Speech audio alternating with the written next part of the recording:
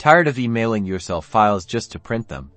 I'm going to show you how to print directly from your Android phone or tablet in just a few easy steps. First, let's open the Settings app on your Android device. You'll usually find the Settings icon on your home screen or in your app drawer. It often looks like a gear or cogwheel.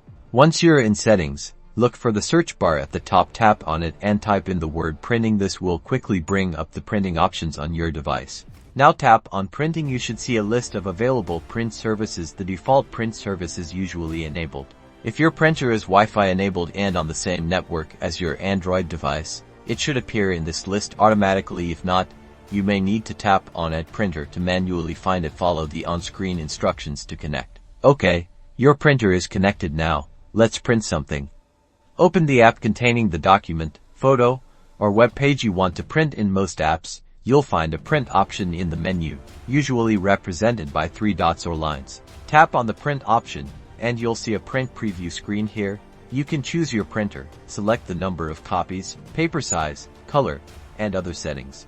Once you're happy with the settings, tap the print button, and your document will be sent to the printer. You'll usually see a printing notification in your notification bar.